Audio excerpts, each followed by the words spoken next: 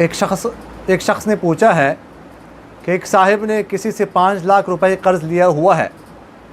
اور جس سے قرض لیا ہوا ہے اس کو اپنا ایک مکان کرایہ پر دیا ہوا ہے، لیکن جو اصل کرایہ بنتا ہے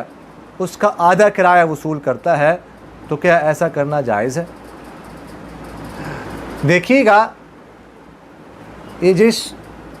جس شخص نے 5 لاکھ روپے قرض لے کر اس کو اپنا ایک مکان کرایہ پر دیا ہے، اور جو کرایہ بنتا ہے اس کا آدھا کرایہ وصول کرتا ہے، مثلا اگر اس مکان کا اصل کرایہ 10,000 ہے تو اس سے کم وصول کرتا ہے، 5,000 وصول کرتا ہے، یا 6 یا 7,000 وصول کرتا ہے، اور اس کی وجہ کیا ہے کہ اس شخص نے اس کو 5 لاکھ روپے قرض دیا ہوا ہے، اس وجہ سے اس سے کم کرایہ وصول کرتا ہے۔ تو ذہن میں رکھیے گا، یہ جائز نہیں ہے، یہ سود ہے۔ سرکار دو عالم صلی اللہ علیہ وسلم کا ارشاد مبارک ہے، کل قرض